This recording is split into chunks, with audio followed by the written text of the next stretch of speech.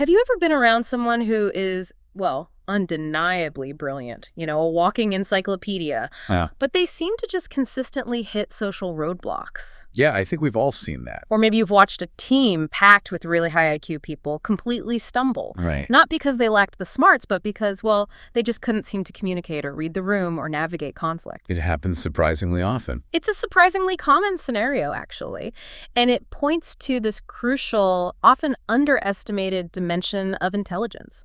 Okay, let's unpack this. We're going to demystify something that's becoming, I think, increasingly recognized as a kind of superpower in our modern world. Emotional intelligence. Absolutely. EI or EQ. Exactly. And this deep dive is all about unpacking its core. How it stands alongside traditional IQ, its profound impact on your life, and maybe most importantly, The practical side. practical ways you can actually strengthen it. We've got a fantastic stack of sources here, academic studies, practical guides, all sorts of things ready for us to pull apart. And what's really fascinating here is how much our understanding of smart has evolved. It's gone way beyond just raw cognitive ability, hasn't it? Totally. We'll explore why truly connecting with your own emotions, and crucially, discerning those of others, is not just beneficial, but maybe even indispensable in today's complex, interconnected landscape. So when we talk about emotional intelligence, EI, or EQ, as you said, we're definitely talking about more than just being nice or agreeable, right? Well, What's the core of this concept, then? exactly. That raises a really important question. What does it truly look like to be emotionally intelligent? It goes far deeper than just, surface-level pleasantries. Okay. At its heart, emotional intelligence is the capacity to recognize and manage your own feelings. Okay, that's the internal part. Right. And critically, to recognize and respond effectively to the feelings of others. The external part. Precisely. It's about perceiving emotions, utilizing them, understanding them, and managing them effectively, both yours and theirs. And there are different models for this. Yeah, various theorists have developed models, but we'll primarily explore Daniel Goleman's framework. It's widely recognized. The one he updated. That's right, the one refined in 2002. It has 4 distinct domains: self-awareness, self-management, social awareness, and relationship management. 4 pillars. Okay. That distinction is key, isn't it? It's not just about what you feel, but how you interact with that feeling and then how that translates outwards to others. Exactly. It's a whole process. So let's peel back these layers. Let's see how these 4 pillars actually show up in our daily lives. Starting with, well, the absolute foundation, self-awareness. For me, this feels like, I don't know, looking into your own emotional mirror. Is that fair? It absolutely is. That's a great way to put it. Self-awareness is your ability to recognize and truly understand your own emotions. Not just name them. Not just name them, understand them. Understand your strengths, your weaknesses, your ethics, your core beliefs and values, your goals. It's about being deeply in tune with what you're feeling, why you're feeling it, and how it's currently impacting you, and maybe your behavior.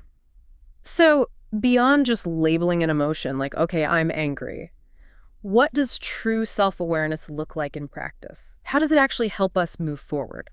Well, it's about recognizing the specific way your anger, using your example, might manifest. Right. Maybe for you, it's biting sarcasm. For someone else, it's shutting down completely, not just, shouting. I see. So the pattern.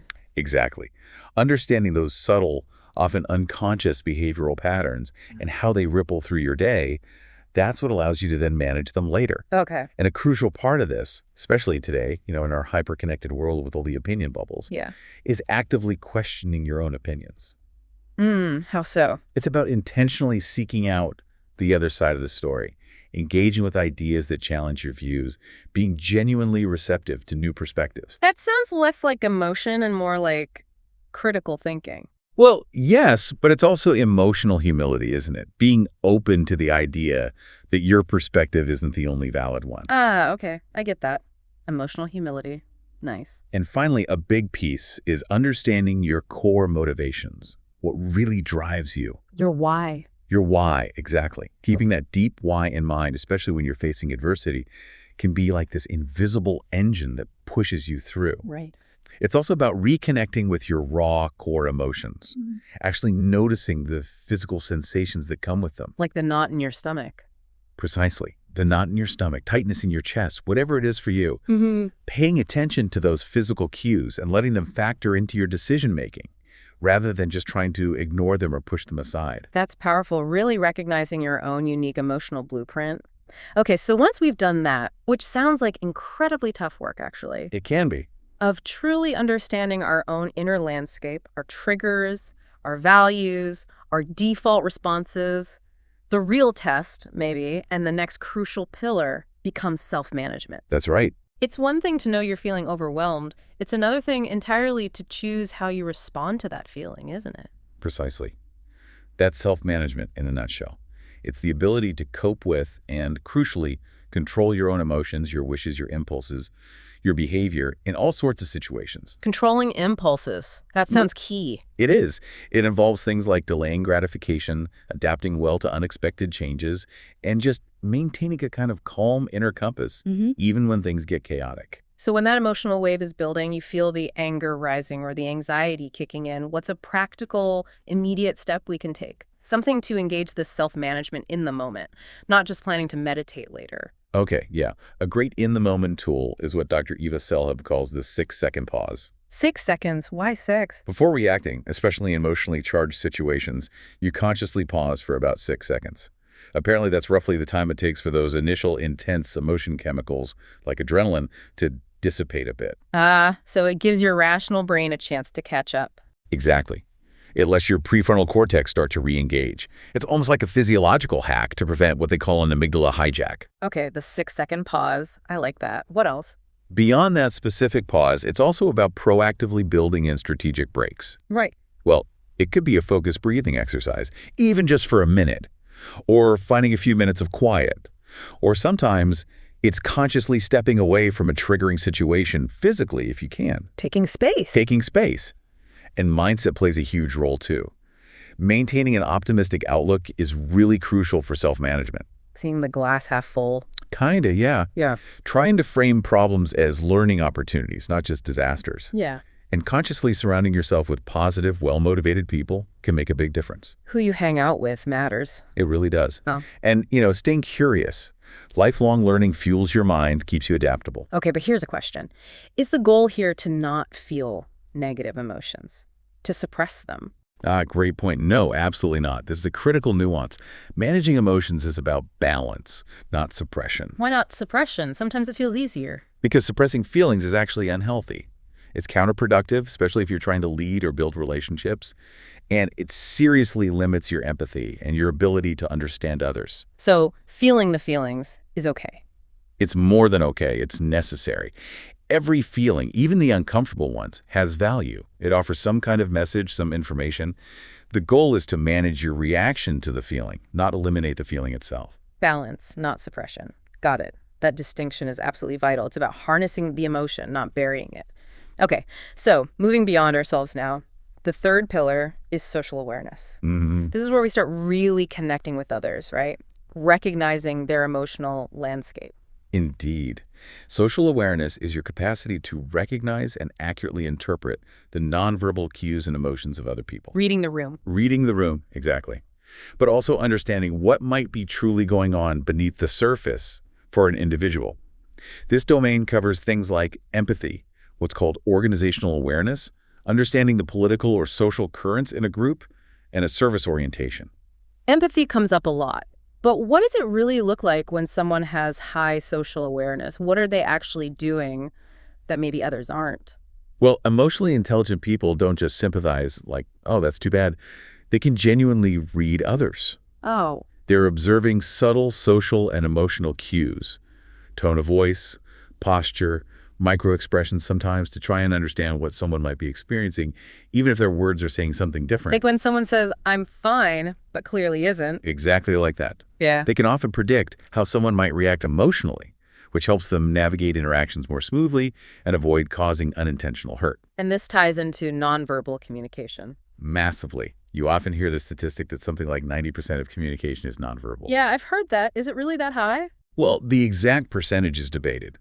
But the point is, a huge amount of the message is conveyed nonverbally.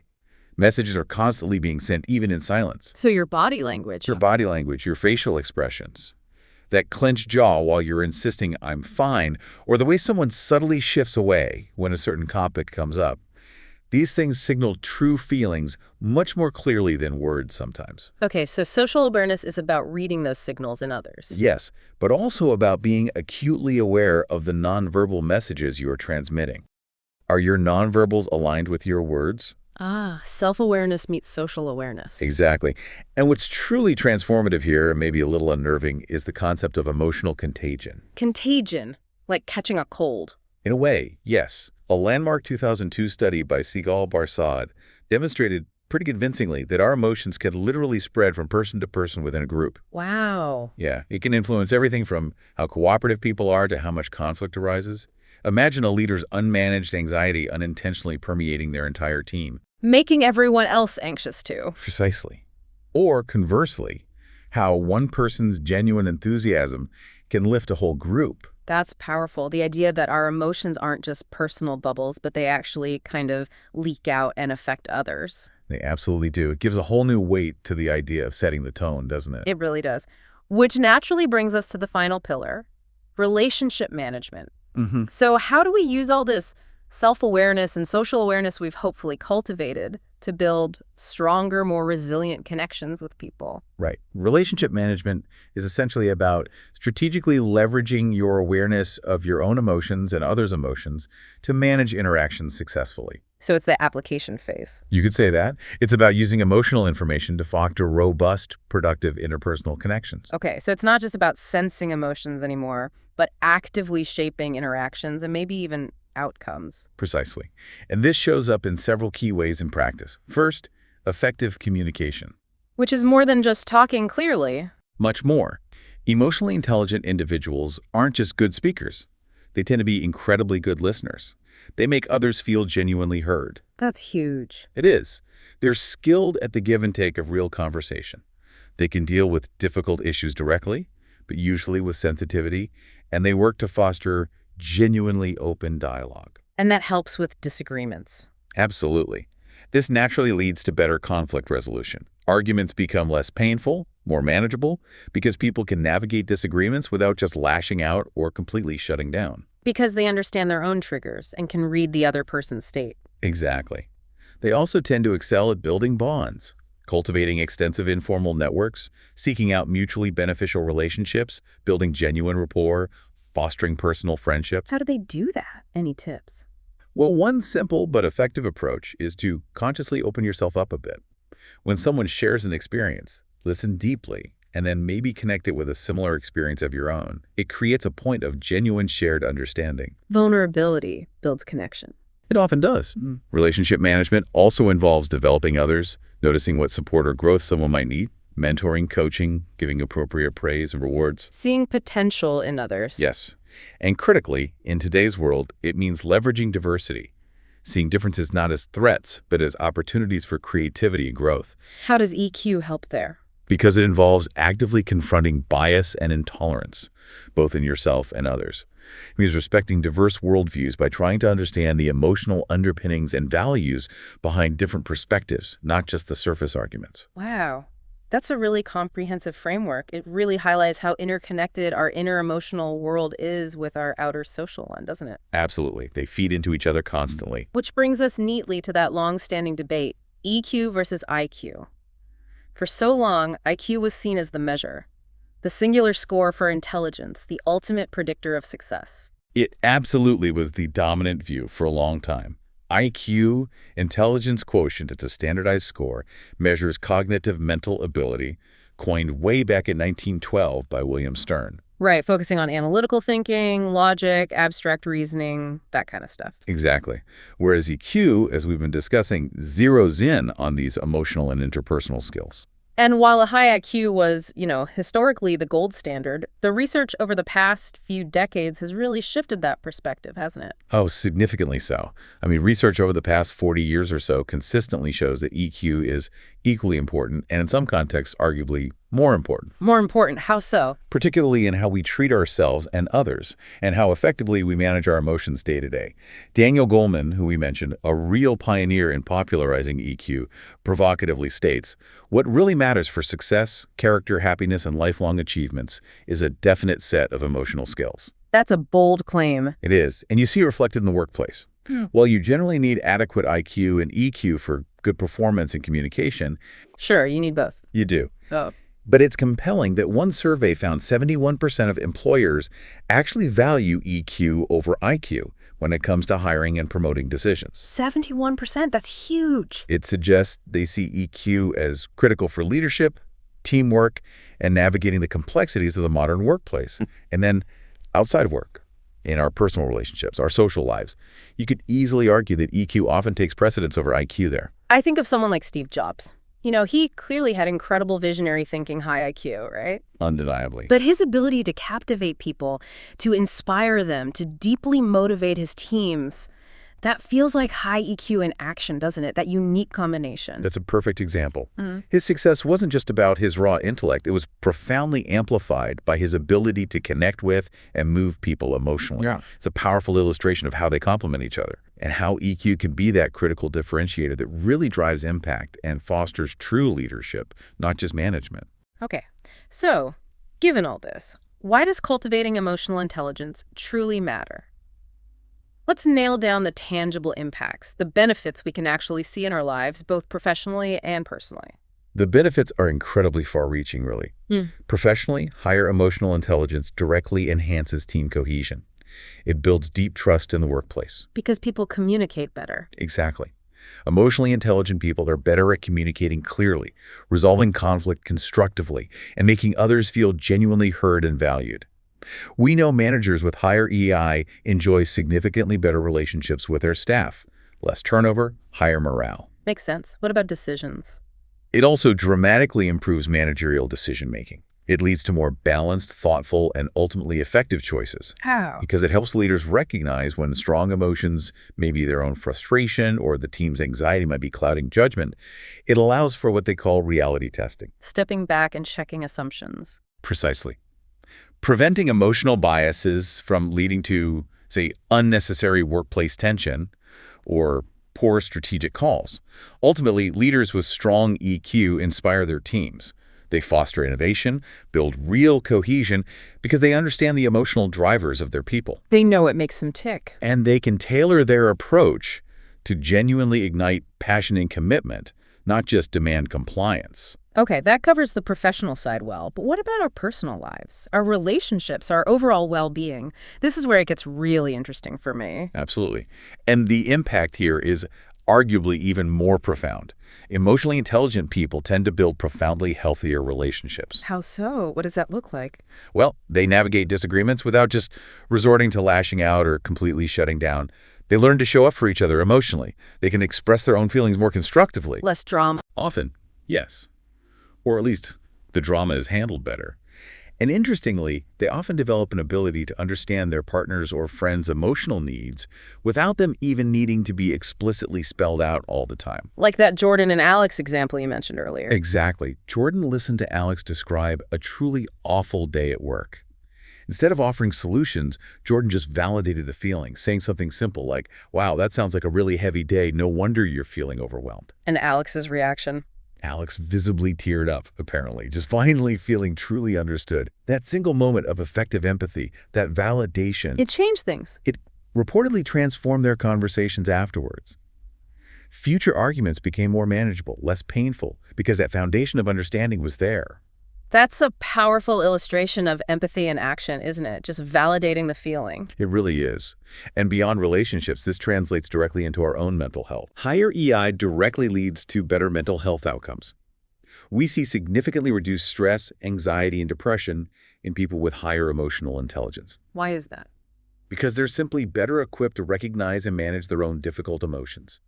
They develop healthier coping mechanisms, whether that's exercise or meditation or knowing when to reach out for support. They don't just spiral. They're less likely to. They also tend to build stronger, more supportive relationships, which act as a buffer against stress.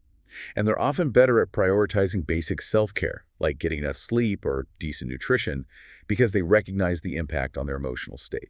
That all makes sense. Any research on this? Yeah, plenty. For instance, studies on adolescents consistently show that programs promoting empathy and EI lead to higher levels of self-esteem and overall life satisfaction later on. So it helps young people too. Definitely. It seems because they develop richer social communication skills and more effective coping strategies earlier in life. And there's another angle, too. Ethics. Ethics. How does EQ link to ethics? Well, high EQ is strongly associated with more ethical behavior and greater integrity, Why? because these individuals are generally more aware of the potential impact of their actions on others. Their greater empathy means they're more likely to consider others' feelings and well-being when making choices. That's incredibly compelling. Okay, it makes you wonder, if this is so beneficial, so foundational, can we actually learn it? Or is it just, some people are naturally wired with high EQ and others just aren't? That is the million-dollar question, isn't it?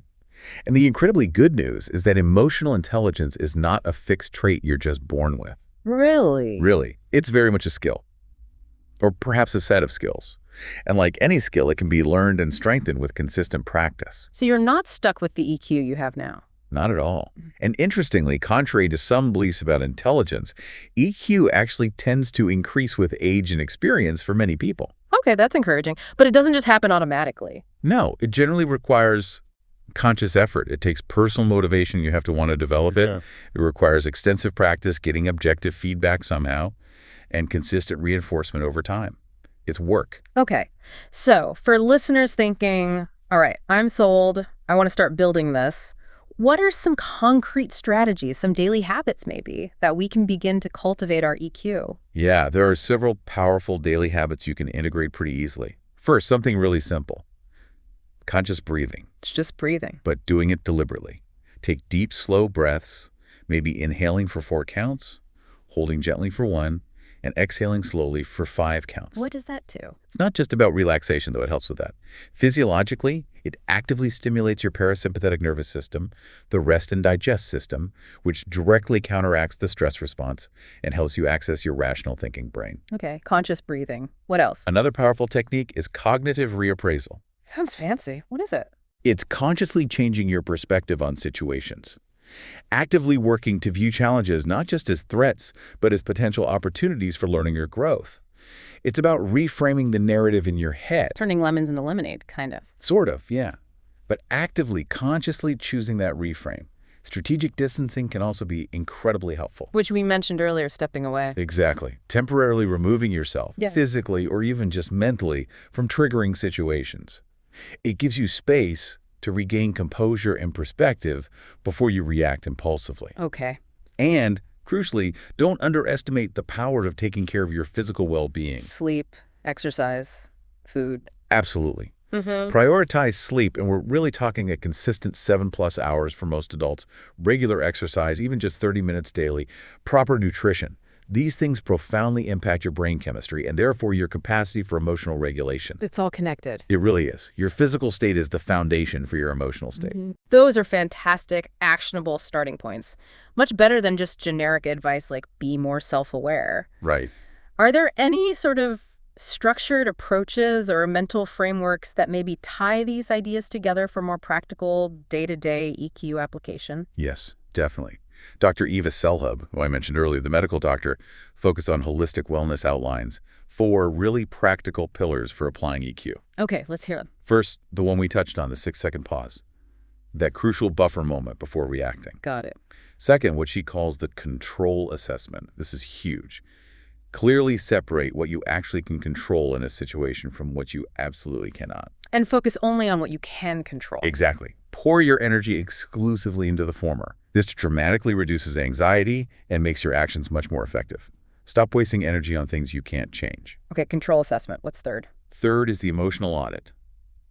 Before making any significant decision, consciously pause and consider, how might my current emotional state be influencing my judgment right now? Checking for bias. Exactly. Am I making this decision because it's logical or because I'm feeling particularly optimistic or maybe anxious or irritated about something completely unrelated?